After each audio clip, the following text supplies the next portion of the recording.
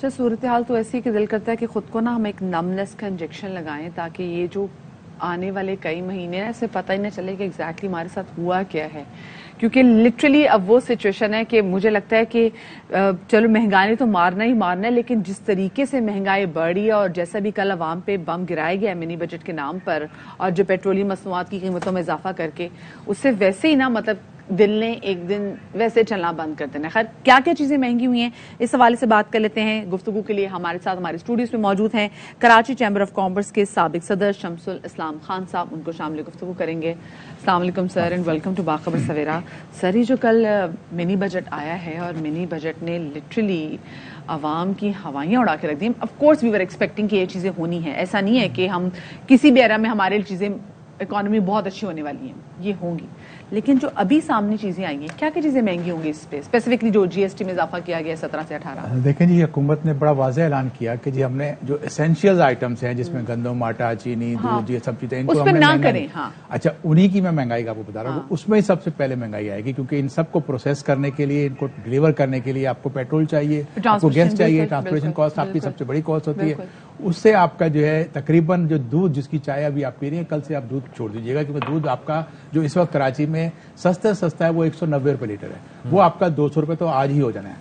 210 रुपए बल्कि हो चुका, जो पोश एरिया में बढ़ गया तो ये आपकी हर चीज महंगी हो जाएगी। आप चाहे आटा ले रहे हैं, आटे के ऊपर भी महंगाई आपकी आ जाएगी। ऑलरेडी पिसे हुए थे आवाम, लेकिन इसके बाद से जो आपने जो कहा ना, ये आपने बम एक छोटा लफ्ज है, ये तोरा बोरा की आपको बमबारी याद है ना सर? डेजी कटर्स वो हो गया, डेजी कटर्स है। ये आपको 170 अरब के टैक्स कह रहे हैं, ये 350 अरब की आपकी जेबों से निकलेगा, आवाम के पास से निकलेगा। उनकी आमदनी तो बड़ी नहीं है, बिल्कुल। स्पेंडिंग कहां से हो रही है? एक आदमी जो सैलरी ले रहा है उसकी सैलरी आज भी 4-5 साल पुरानी वाली सैलरी है, उसमें इजाफा नहीं हुआ क्योंकि जो कंपनीज है वो प्रॉफिट ही कर रही है। सर, वैसे बात यह है कि 2-3 चीजें होती हैं जिनसे आमदनी बढ़ती है। एक तो यह है कि टैक्सेशन से, वो भी अगर उसका इस्तेमाल ठीक हो, अपने एक्सपेंडिचर्स कम करने से, ठीक है, फिस्कल डेफिसिट ठीक करने से, ट्रेड डेफिसिट खत्म करने से कि जहां पर आपकी एक्सपोर्ट ज्यादा हो, आपकी इंपोर्ट कम हो, और फिर रेमिटेंसेस से।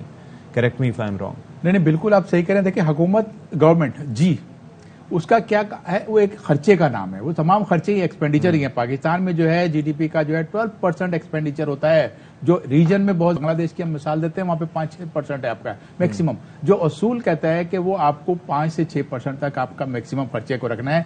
लेकिन गवर्नमेंट जब आपके खर्चे बहुत ज्यादा होते हैं तो वो कहां से पूरे करेगी? वो टैक्सेस लगाएगी। टैक्सेस आप पे और मुझ पे लगेंगे और टैक्सेस लगाने के बावजूद टैक्स जो इकट्ठा नहीं कर पाती क्योंकि इनएफिशिएंट उनकी मशीनरी है, फिर डेफिसिट आता है। वो डेफिसिट भी कहां से पूरा होगा? वो पूरा होगा आपकी बोरिंग से, बैंक से और IMF से।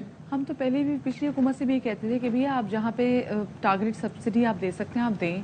पेट्रोलियम मसनूआत में आप देखिए, मतलब आपने जो पहले सब्सिडी दी थी पेट्रोल पे, तो उसमें जिसकी बड़ी बड़ी गाड़ियां हैं, जिनकी V8 गाड़ियां हैं, जिनके उनको भी आपने उतनी सब्सिडी दी हुई है, बाइक वाले को भी आपने उतनी सब्सिडी दी है। तो सर, टारगेटेड सब्सिडी पे तो चीजें हो सकती थी, शायद इससे थोड़ी बहुत चीजें बेहतर हो जाती। ट्रांसपोर्टेशन हमारे मुल्क में वैसे इसका निजाम अच्छा नहीं है, वरना लोगों को शायद पेट्रोल कितनी, मतलब ठीक है जो हम रो रहे हैं उतना तो रो रहे थे, लेकिन इतना ना रोते अगर ट्रांसपोर्टेशन का हमारा सिस्टम अच्छा होता तो। मदिया, देखिए, मैं सब्सिडी का भी कोई हल नहीं है इसका। सब्सिडी देने से भी आपकी महंगाई कम, हल एक ही है कि हुकूमत अपने खर्चे कम करे। हुकूमत इटसेल्फ एक्सपेंडिचर है, उसको अपना साइज छोटा करना है, कैबिनेट का साइज छोटा। आपने असेसमेंट की होगी, जाहिर है कि आपकी मालूमात हमसे ज्यादा होंगी। कहां खर्चे ब्लीड हो रहे हैं, वहां पर रोकने की जरूरत है। एक तो कैबिनेट के हवाले से हम भी बात करते हैं कि एक वजीर या एक वजीर मुमलिकत या एक मुशीर या एक मुआविन खुसूसी कम से कम 10 लाख में पड़ता है, ठीक है। उससे हट के क्या क्या अखराजात हैं जिन पे कंट्रोल करने की जरूरत? देखिए, सबसे बड़ी बात यह कि आपके इस्लामाबाद में इस वक्त 35 सेक्रेटरी बैठते हैं, फेडरल सेक्रेटरी 35 बैठते हैं। वो आपकी मिनिस्ट्रीज अगर देखेंगे तो नाम आपको तकरीबन मिलते जुलते लगेंगे, काम कोई भी नहीं कर रहा, लेकिन अलग अलग बना दिए महकमे। अगर आप उनको खत्म कर दें, आपको सिर्फ मैक्सिमम 5 मिनिस्ट्री चाहिए। डिफेंस आपको चाहिए, फाइनेंस आपको चाहिए, आपको फॉरेन अफेयर चाहिए और प्रोविंशियल, क्योंकि 18 अमेंडमेंट हो चुकी है, पावर आपने सूबों को दे दी है, तो उनके अफेयर्स की एक मिनिस्ट्री रख लें ताकि हो सके। इसके अलावा जितनी मिनिस्ट्रीज हैं उसकी जरूरत नहीं है और आपको सिर्फ एक डायनामिक पोर्टल के जरिए इंटरेक्शन करा दे। अगर इनको शौक है ना कि मैंने इनको अप्रूवल देना है, लाइसेंस देना है, मैंने ये प्राइस फिक्स करनी है, हालांकि दुनिया में ना प्राइस फिक्सेशन अब गवर्नमेंट करती है, ना अप्रूवल को देती है, सब कुछ ऑनलाइन किया हुआ है। तो वो आपने अगर करना है तो वो पोर्टल के जरिए करवा दे, इंटरेक्शन करे ई गवर्नमेंट का। लेकिन अफसोस की बात ये है कि 6,75,000 की सरकार की जो मशीनरी है जिसमें लोग हैं, उनका अगर आप टेस्ट लेंगे ना कंप्यूटर का बेसिक, तो आधे से ज्यादा फेल हो जाएंगे। वो आज भी फाइलें, वो जो टेप लगा के वो कत्ते वाली फाइल होती है, उसपे PUC लिखा होता है, ये सब डोरी से बांध के जो यार वो कंप्यूटर का काम है। आप एक सिंपल सी करें, सेक्शन ऑफिसर ने जो नोट लगाना है सर कंप्यूटर पे भी कैसे राज करेंगे? वो तो अक्सर डेटा भी सारा सड़ जाता है, फाइलें सड़ जाती है, तो हमने देखा है बहुत सारी जगहों पे, तो ये चीजें भी होती हैं। लेकिन मुझे अब ये बताइए, जो हम स्पेसिफिकली आपने कहा जी दूध में, तो खैर ब्लैक कॉफी पीती थी, वो भी छोटी डिबिया जो वो 550 की होगी, तो वो भी लगता है वो छोड़नी पड़ेगी और गर्म पानी का पे मुझे फाका करना पड़ेगा। लेकिन दूध भी मुझे लगता है लग्जरी आइटम है। अब सती ने बात की पोल्ट्री की, वो भी लग्जरी आइटम है, वो आप नहीं खा सकते, वो हर बंदा नहीं खा सकता।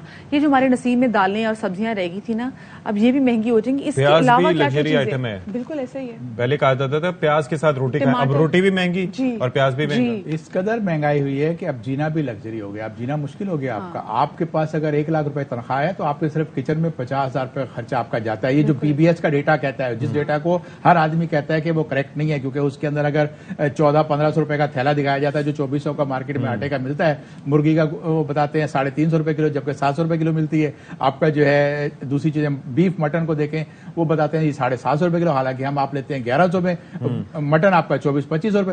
ये हर चीज डिफरेंस होने के बावजूद PBS का डेटा ये बता रहा है कि आपका जो है आम आदमी की लाइफ जो है वो इसके साथ मुतासिर हो रही है। हुकूमत को सबसे बड़ा काम यही करना होगा कि खर्चे कम करें, इसके अलावा कोई हल नहीं। बहुत शुक्रिया शमसुल इस्लाम खान साहब, आप हमारे साथ मौजूद रहे।